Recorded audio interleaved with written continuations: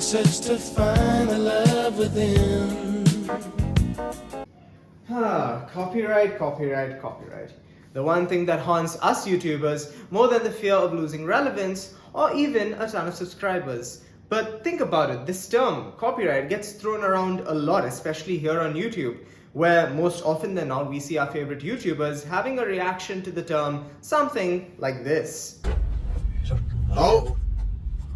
Copyright, never mind, we can't watch this. Whoa! That was close. Oh, Jesus Christ, that was close. And why shouldn't they? I mean, think about it. They have an idea for a YouTube video ready. The script is all done. They've thought about incorporating maybe a bit of artwork in their YouTube video, also maybe a bit of music. And once the filming and editing for the video is done, which mind you takes a lot of hours, they publish the video only for a couple of minutes later to get a message from YouTube about a copyright claim or a copyright strike, which probably has them reacting like this. Yes! Yes! Yes! Yes! Yes! Yes! Yes! No! No! No! And rightfully so, because a single copyright claim or a copyright strike on one of your videos means that the entire ad revenue that is generated from that one YouTube video goes back to the original copyright owner, even if you included a mere 2 to 5 seconds of their copywritten work in your YouTube video. And YouTube is much more strict with this, because you get more than 3 copyright strikes on a particular video or on your channel, guess what? Your entire YouTube channel then has a possibility of being deleted. Yeesh. I've been throwing this word around a lot, right? Copyright, copyright, copyright. What do I mean by that? Well, a copyright is an intellectual property right that protects a creator's original work or authorship. This includes but is not limited to things like music, songs, images, or any artistic work. Point is, if you are the creator or purchaser of the work, the copyright solely belongs to you. An important thing to note, a copyright immediately arises upon creation of the work or on purchase of the same. There isn't a renewal process of sorts, and that is because the copyright owner has his work protected even until after he has passed away. You, as a copyright owner, solely get to decide under what conditions people can either use or share your copywritten work. Well then, what are the basic do's and don'ts when it comes to copywritten work? Well, firstly, don't use copywritten work unless you have explicit permission from the original author or purchaser or creator of the said work. This includes everything from images to artworks to songs or any form of music. Now, you can use copywritten work even without obtaining prior permission in 3 main and special categories. Now, what I'm referring to is fair use, or if it is licensed, or in the public domain. When we refer to fair use, we refer to things such as criticism, a simple review, or even use for the process of teaching. Something in, for example, licensed is where you have obtained a license from the original copyright owner or the purchaser of the same to be used in your work, irrespective of whether it's a YouTube video or anything even up until a different work of yours. Finally, something that's in the public domain is, well, in the public domain and is in free use for everyone to use, and that way, keeping these 3 things in mind, you don't have to worry about your work being copyright striked per se. 2 very boring minutes later. Now that we have a general idea of what copyright is, let us now delve into the Copyright Act of 1957. Boring!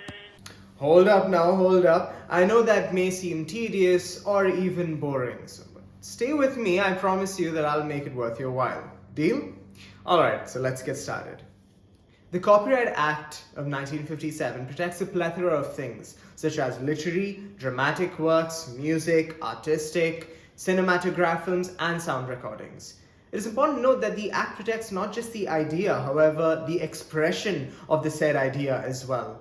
Then, coming on to the topic of registration, you don't necessarily have a mandate to register your copyright work. But as we can see under Section 48 of the Act, in case of a legal dispute, this registration acts as a form of prima facie evidence.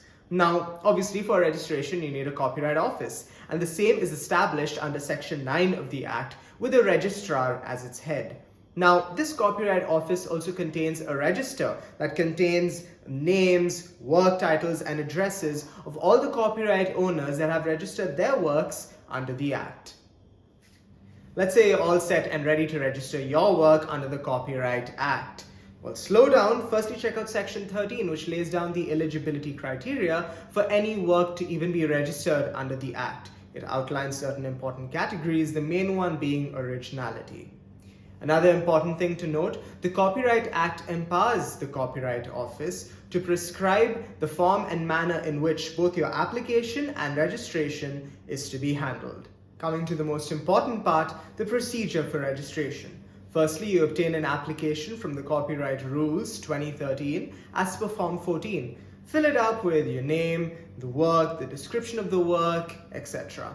After that, you can pay the fee prescribed by the Copyright Office. Along with this, attach any supporting documents that may be relevant and submit this application along with the fee online. Now, you're going to have to wait about 30 days, after which you're going to have to submit the hard copies of the same. Now, that includes your application form as well as any supporting documents such as a no objection certificate, an NOC in case you are the applicant but not the author of the actual work.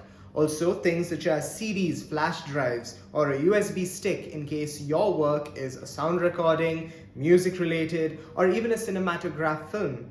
Include as supporting documents as well as any agreements that you may have entered into with regards to your work, right? And then finally, 2 original copies of your work with the title need to be submitted physically. Congratulations on submission of the application. Now, another important thing is to send a notice across to all the interested parties that may have been involved in your copywritten work after registration. Now, after submission of your application to the Copyright Office, they will basically be doing an examination, checking it for compliance with regards to the rules, regulations, as well as the statute as a whole. If there are any changes that need to be made, then the Copyright Office will be sending you, the applicant, a notice to effect those necessary changes. Now, you're going to have to wait a further period of 30 days after submission of the application, and the Copyright Office does this to check if there are any objections from any parties. Now, if there are no objections, the registrar can accept or deny your application based on certain circumstances. However, in case there is an objection by a certain party, under the Act, both the parties need to be heard, right? And in case nothing comes out of it, then, well, your application is accepted. However, if the registrar decides that few changes need to be made further as per this other party's request, you, the applicant, will have about 45 days to make those changes. Now, let's say you're aggrieved by the order of the registrar or the decision he took. What you can do after that is file an appeal to the commercial courts under Section 72, raising an objection to the order passed by the registrar. Follow all these steps and you're basically guaranteed to have your work registered under the Copyright Act. If you have any further questions with regards to registration or copyright as a whole, throw them down in the comments and I'll try my level best to help you out. As always, thank you so much for watching this video. I've been Ayan Rahman and I'll see you in the next one. Peace.